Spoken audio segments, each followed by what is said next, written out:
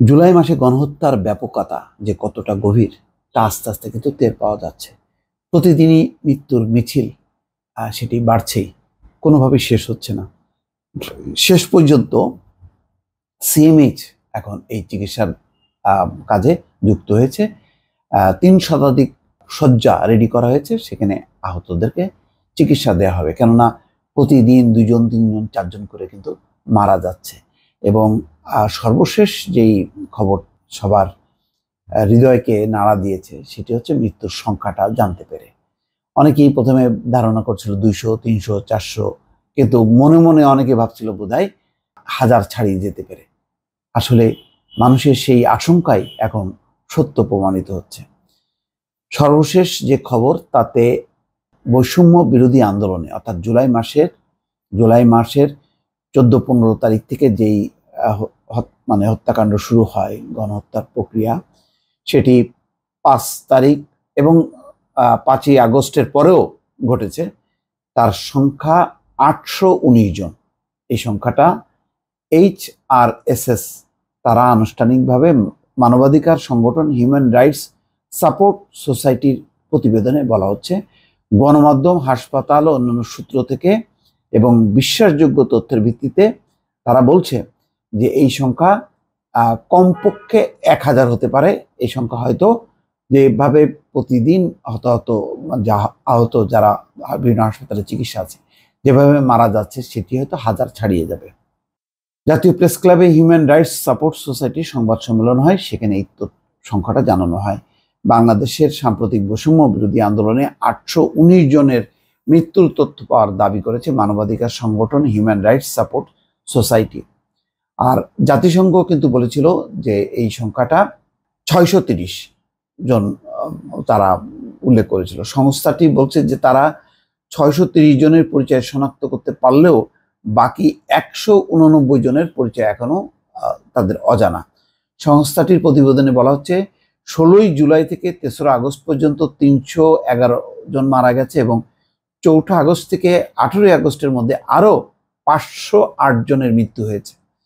নিহতদের পরিবারের সদস্য, প্রত্যক্ষদর্শী, হাসপাতাল, বিভিন্ন গণমাধ্যমের যারা তথ্য সংগ্রহ করেছে তাদের কাছ থেকে এই সমস্ত তথ্য পাওয়া গেছে। নিহতদের মধ্যে ৮৩ জন অর্থাৎ ১৮% ছিল ১৮ বছরের কম বয়সী।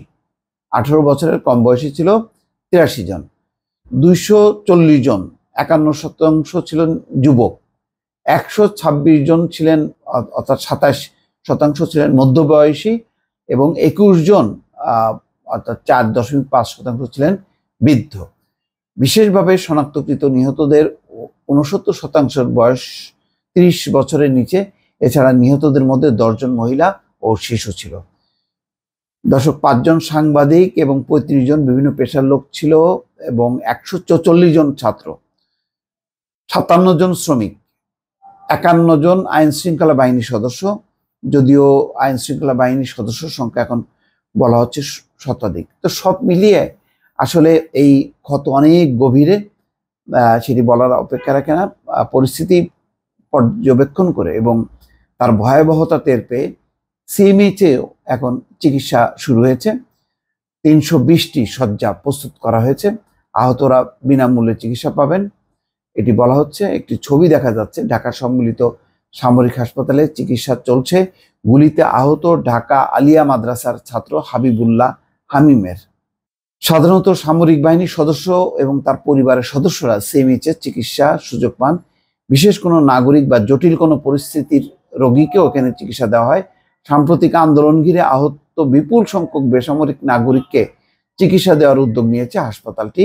১,৬৫০ শয্যার এই হাসপাতালে সাধারণ সব ধরনের চিকিৎসার পাশাপাশি ১৪টি সেন্টারে বিশেষায়িত চিকিৎসা দেওয়া হচ্ছে।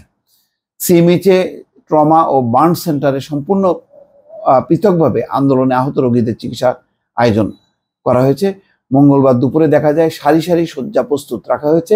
একটি ওয়ার্ডে বেশ কয়েকজন রোগীকে দেখা গেল, তাদের একজন রাজমিস্ত্রি, বাকিরা স্কুল, কলেজ, মাদ্রাসা ও বিশ্ববিদ্যালয়ের শিক্ষার্থী। দর্শক, বুঝতেই পারছেন যে এই ক্ষত, এই শোক বহুদিন এই জাতিকে বহন করতে হবে। যেই ধরনের একটা ফ্যাসিজম তৈরি হয়েছিল, এই ফ্যাসিজম কোনোভাবেই উৎখাত করা যাচ্ছিল না সাধারণভাবে নির্বাচনের মধ্য দিয়ে। ফলে ছাত্র জনতার প্রবল অভ্যুত্থান, গণ আন্দোলনের মধ্য দিয়ে এর একটি সমাধান হয়েছে, যেটি কোনোভাবেই শান্তিপূর্ণ না, একটা রক্তাক্ত সমাধানের মধ্য দিয়ে শেখ হাসিনা শাসনের অবসান ঘটেছে। দর্শক ভালো থাকবেন, আল্লাহ হাফেজ।